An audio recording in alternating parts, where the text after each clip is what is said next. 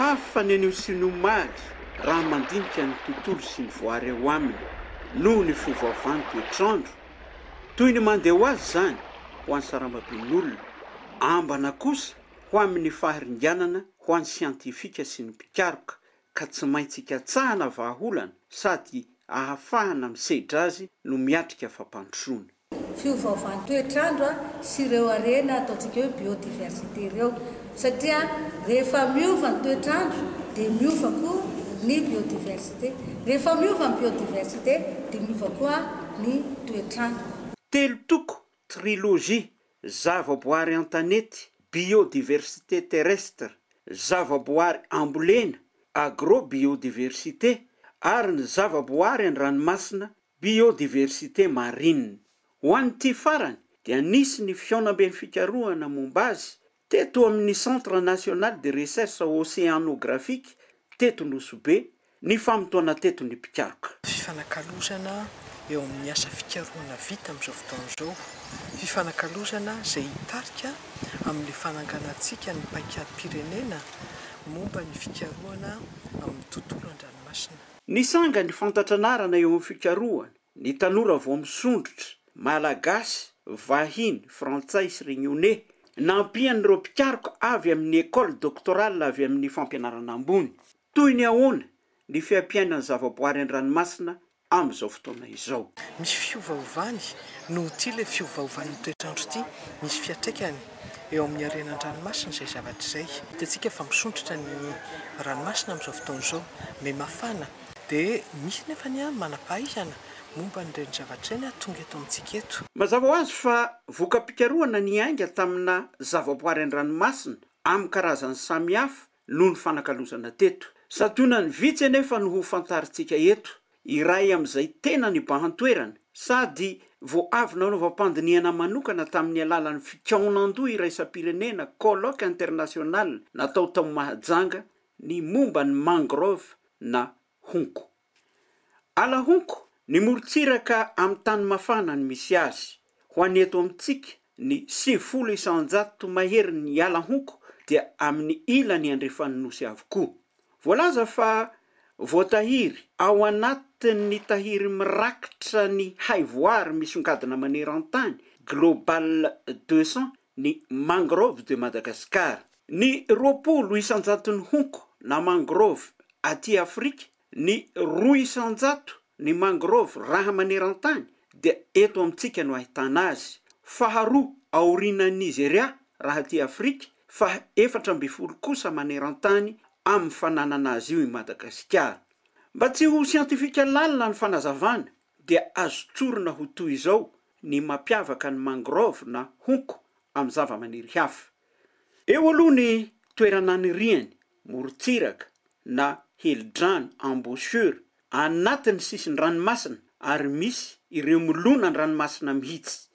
Ankoatr'izay ny fakany miavaka io satria ankoatran'ny mitrebona amin'ny tany dia misy ampahany mivoaka milona anaty rano, misy ihany koa ampahany mihoatra ny havon'ny ranomasina mihitsy azy. Raha tsorina ankoatran'ny tsiron'ny tany aniriny dia maka ny siran'ny ranomasina ary misintona ny oksizena entin'ny rivotra ety ambonin'ny ranomasina ny fakany mangrove. Ho any ety ivelan'ny ranomasina aloha, raha izao faniriany izao dia fiarovana ny sisin-dranomasina tsy ho lanin'ny fikaohan'ny rieka ny ala honko. Manalefaka ny fidonan'ny onja amin'ny sisi-tany. Fa ato anatiny kosa dia toeram-ponenana, fialofana, fitombony zavaboary maro, ny trondro, ny drakaka, ny oratsimba, crevette. Ireo no fantatsika fa maro no mialoka sy manatody amin'reto faka ireto, izay miaro azy mba tsy havezivezy ny ranomasina, indrindra fa amin'ny fotoana isian'ny rivo mahery na ny rotsakorana. Famelabelarana nataona mpikaroka tany Mahajanga no nahafantarana fa teo anelanela ny taona 710 sy 520 ala honko amin'ny navelarana 3,4 tapitrisa hektara no ringana, ny 200 na alana mangrove maneran-tany. Eo ny fandripahana ny ala fa isan'ny antony ihany koa ny fiovaovan'ny toetrandro. La honko la anisan'ny tany ndomondoza koa zany amin'ny fiovaovan'ny toetrandro. satria iska miresaka hoe mety hiakatra ohatra ny niveau ny ranomasina, augmentation du niveau de la mer moa ny fitenena anazy.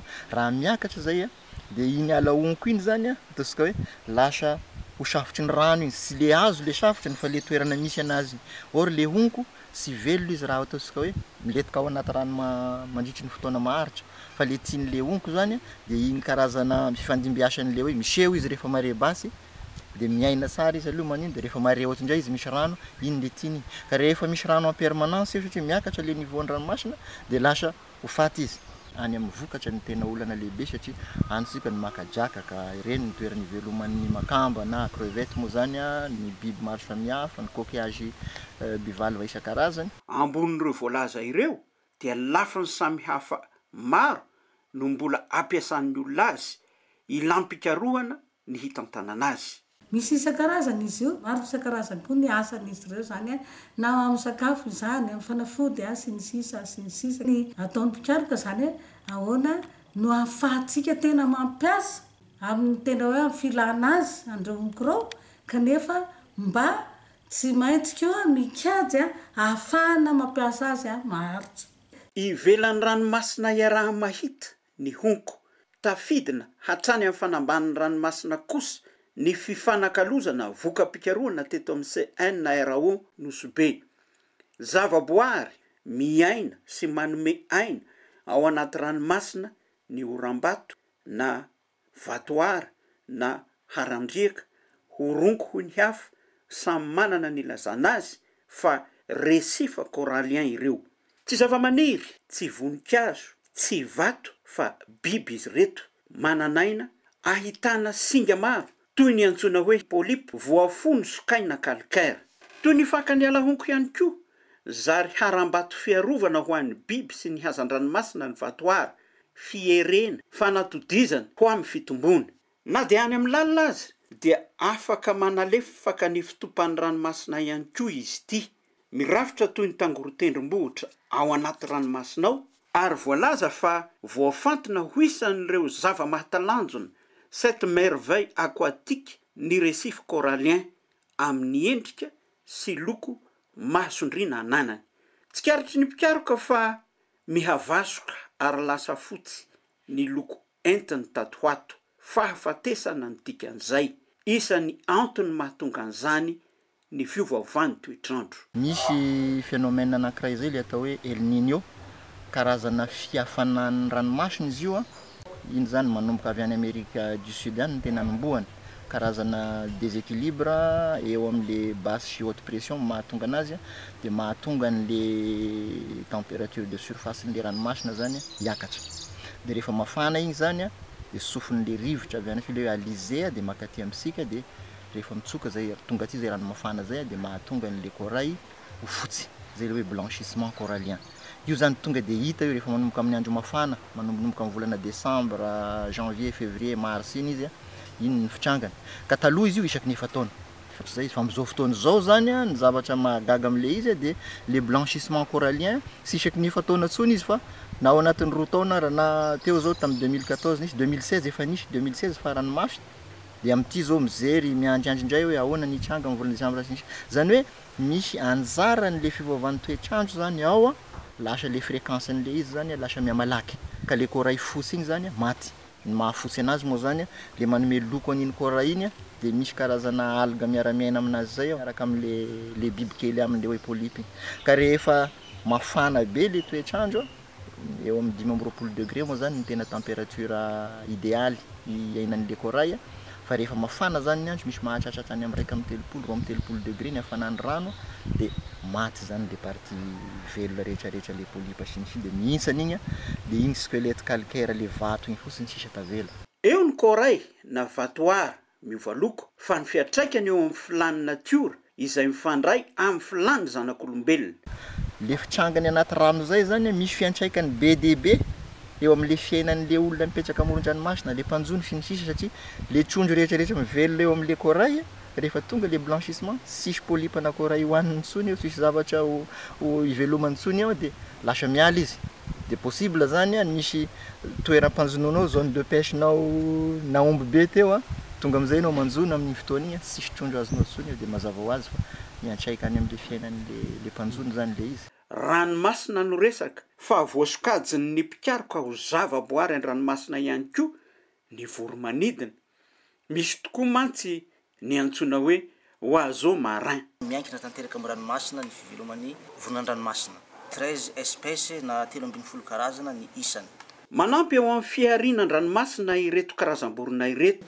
Rehefa hanjony, rehefa mahita vorona mitangorona ambony ranomasina, dikan'izay misy poisson pélagique ao ambany, misy thon, bonite, satria ny antony mitovy ny sakafon'ny vorona an-dranomasina sy ny thon, samy mihinana reny sardine reny. Akoatra ny voaro amin'ny faritra manokana toy ny any anakao dia mbola maro ny vorona an-dranomasina hazain'ny olona amin'ireo nosy ipetrahany. Misy ihany koa ny fakan'ny olona ny atodin'izy ireny fandringanana amin'ny vantana io fa etsy ankilany hitan'ny mpikaroka olana ihany koa amin'ny fitantanana azy ho maharitra ny fiovaovan'ny toetrandro. Rehefa ratsy ny toetrandro na misy cyclone mandalo iny dia tsy afaka misakafo, tsy mita sakafo ny vorona dia sahirana ary mety ho maty raha lavalava zay.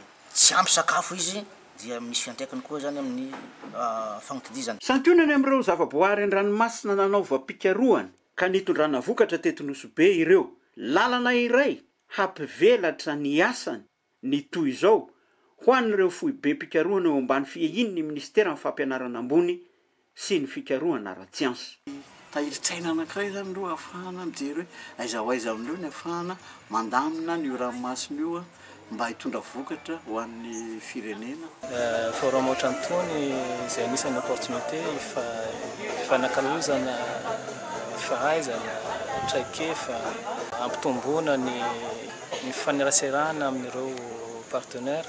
Ny école doctorale kosa izay efa tafapetraka eny anivon'ny université dia fitaran'ny seha-pikarohana mola volana manam-pahaizana araka ny nambarany ny tompona andraikitra sendranay. Anatsara zavatra ny valim-pikarohana raha ohatra ka voatrandraka ho an'ity forum eto Nosy-be ity satria maro ireo vokatra hita hoe tsara sady azo anatsara ny indrindra ny fiarovana ny zavaboary an-dranomasina manerana ny Madagasikara.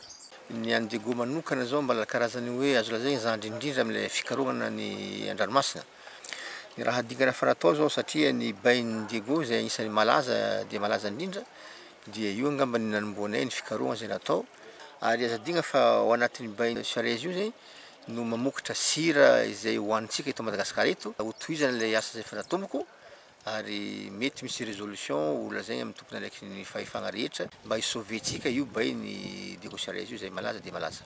Afaka nandray anjara tokoa ireo mpampianatra mpikaroka na ny doctorant eto amin'ny université Antananarivo ary nisy nanao ny communication moa zany anankiroa tany anisany tafiditra amin'ny fiaraha-miasa zany zay ahafahana mamita ny doctorat ny mpianatra moa zany anankiray sy manatanteraka tetikasa anankiray iombonana. Paikady no arafitra miainga avy amin'ny telo toko trilogie voalaza tery am-piandohana. Maro le fikarohana efa hoe tena mandeha amin'izay le lalana tadiavintsika amin'izao fotoana izao hoe amin'ny fampandrosoana amin'ny fiarovana ny tontolo iainana, ny fanatsarana ny fiainan'ny mpiarabelona. Ny ministera no mametraka rafitra angapany eo amin'le hoe sy fomba anankiray tsy maintsy apetraka zany raha miasa amin'reto le ataontsika hoe opérateur na eo ihany koa reto le ministera teknika dia tokony miara-dalana zany ny mpikaroka sy ny tompona andraikitra hafa rehetrarehetra eto amin'ny firenena. Nanompana ny ezaka nataony ho fitantanana mahomby hitondra amin'ny fampandrosoana maharitra ny ministera tompona andraikitra. Ny ministera dia safidy ilay tanjona tia kotratrarina eo am-panatanterahana ny politika fitondram-panjakana zany fampianarana ambony sy ny fikarohana dia fanohitra mahomby eo amin'ny fampandrosoana ary miaraka amin'ny hay tsara sy hay vao zany hoe le excellence innovation. Ny fikarohana zany dia hoe hitondra valiny mba hiatraika amin'izany atao hoe fiainam-bahoaka zany. Hitondra zavatra hoan'izay fampandrosoana izay dia tsy maintsy kajiana koa indrindra ireny renareny. Koa satria moa nomena endrika fifaninanana ny fanehoana ny voka-pikarohana izay ny fanakalozana teto ny farana tamin'ny fanomezana mari-pakasitrahana ny fotoana izay nikao nandoha teto